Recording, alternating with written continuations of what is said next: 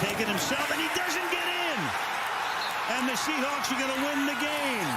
Nothing in 2020 seemed to go right for the New England Patriots. Between COVID opt-outs, not making the playoffs, which is a rarity for that team, and the best player in the franchise's history holding the Lombardi Trophy with a different uniform on. Now, it's evident that the NFL is a passing league. All of the numbers back it up, the rule changes favor the passing game, and it's showing no signs of slowing down anytime soon. But when others zig, you zag, right? Looking at the New England Patriots personnel on offense, it's hard to imagine they'll be near the top of the league in passing in 2021. Quite honestly, it's hard to see them not in the bottom 10. One of the qualities of a good coach in the NFL is the not putting round pegs in square holes mentality, aka putting your players in the best position to succeed based on what they're good at. It's something that Bill Belichick has mastered, and now Josh McDaniels has to do the same. Aside from a few seasons, all Josh McDaniels has known as a play caller was Tom Brady. Together, the two had incredible success, but without Brady there in 2020, we got to see what McDaniels could do with a different style of quarterback. And some things were noticeably different, while some things did stay the same. Like, when was the last time the Patriots ran QB power with Tom Brady? You could already see a change in the philosophy with New England's offense. The only teams with more rushing attempts in the NFL last season than the New England Patriots were the Baltimore Ravens and the Tennessee Titans. They rushed the ball 502 times and passed the ball only 440 times in 2020,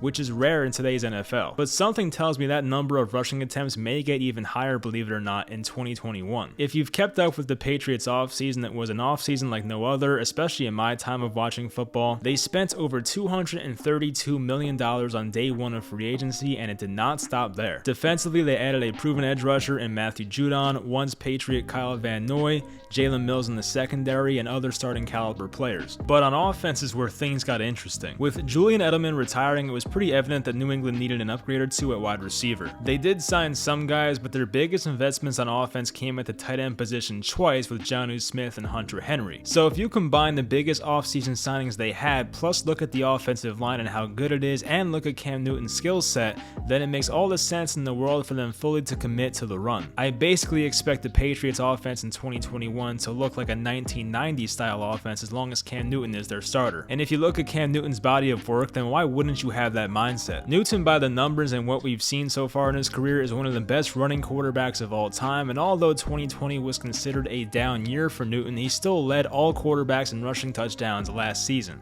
And as a passer, well, Cam Newton has not looked like the same guy, mainly due to all the injuries. After surgery on his throwing shoulder a couple years ago in 2018, it's hard to think of the last time Cam Newton looked comfortable as a pocket passer. And that doesn't mean his arm is completely finished. He did make some nice throws downfield last season, but he's not what he used to be. According to PFF, on passes that traveled 20 plus yards in 2020, Newton was 14 for 29, 14.3 yards per attempt, which isn't awful, but not prime Cam Newton. So with the combination of Newton being one of the better rushing quarterbacks of all time and still doing it at a high level, and the diminishing deep ball skills he has when passing the ball, you'd have to imagine that plays into being a run-heavy team as well. And speaking of being run-heavy, it's not like the Patriots are strangers to committing to the run, even in Tom Brady's years. From 2010 to 2019, the Patriots ranked top 10 in rushing attempts 6 times and even finished 11th in one of those seasons. It was the same play caller they had back then and the same head coach. These guys want to run the ball, that's their strategy on offense, and it's been that way for a very long time. They also have some talent at the running back position. After missing pretty much his entire rookie year, Damian Harris, once the 3rd round pick out of Alabama,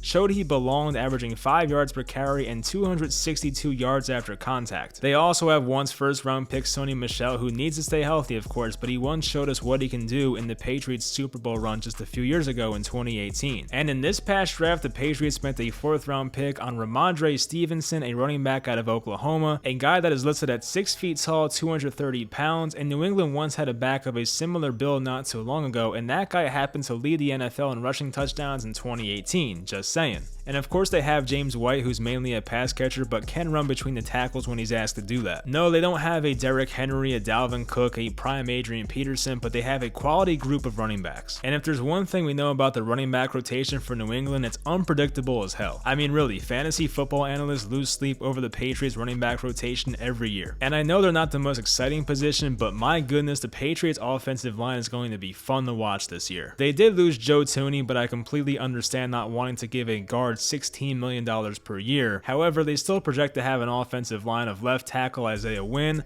left guard Michael Onwenu, center David Andrews, right guard Shaq Mason, and right tackle Trent Brown. Trent Brown and Isaiah Wynn's health are always in question, but on paper right now, they do have a top 5 offensive line of football, maybe even better. And Michael Onwenu, who was a late round pick out of Michigan last year, very much pleasantly surprised for the Patriots in 2020 as a right tackle. And although they'll take their deep shots, we have to acknowledge something obvious about their best pass catchers. Keep the number 10.3 in mind. That number represents the average yards per reception amongst 4 players that may be the Patriots reception leaders in 2021. That list has James White, Jacoby Myers, Hunter Henry, and Jonnu Smith. The highest in yards per reception out of that group was Jacoby Myers, who had 12.4. But as for Henry, Smith, and White, none of them had over 11 yards per reception. Now, Nelson Aguilar will catch his occasional deep shot, even Kendrick Bourne, but it's likely that the majority of New England's passing offense will come between the numbers and within 10 yards of the line of scrimmage. And Cam Newton did have a career low 11 yards per completion last year, so it's not like New England unleashed him downfield or anything. So what's the formula for New England to make the playoffs and be a good team next year?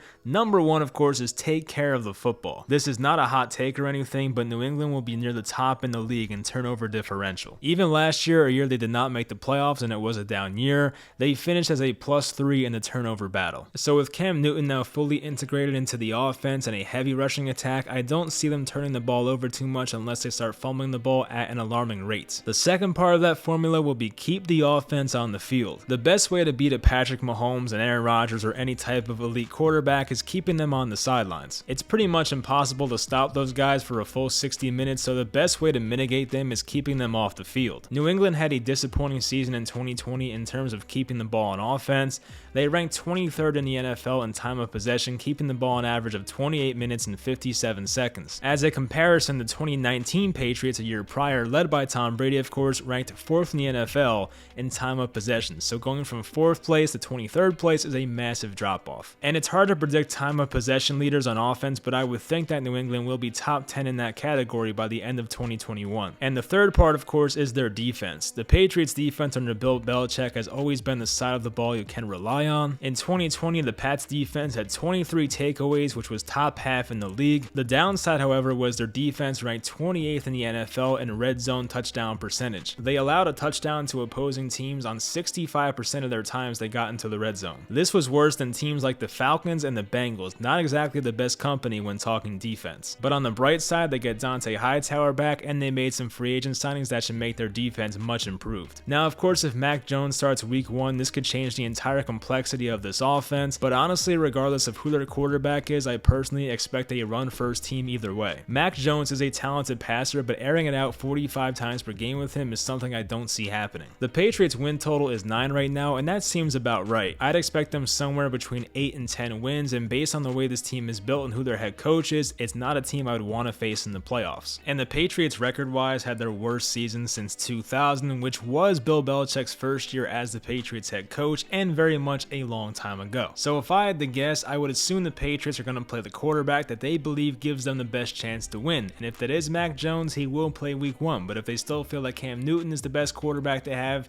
at that time, then they will play Cam Newton. It's not about the future in New England, it's about now. You don't spend all that money in one offseason to be a rebuilding team. They will be competing for the playoffs in 2021. And if they have to play like an old-fashioned offense, then so be it. They may run the ball 30 to 40 times per game, they may not take the most deep shots, and they may try to win the possession battle. They don't care how they do it, they just want to win. And this is a big season for Cam Newton and Bill Belichick. With Cam in his early 30s, declining play, and not staying healthy, this may be the last chance he gets to be a franchise quarterback for a team. And for Bill Belichick, he's coming off his worst season record-wise, which was in 2000, the first year he coached the Patriots, and he's never missed the playoffs in back-to-back seasons as a Patriots head coach. But overall, if you ground and pound and get first down after first down, then maybe that will be enough to take Buffalo's division crown. There are some bars for you to close things out. Hope you guys enjoyed this video, and I'll talk to you guys next time.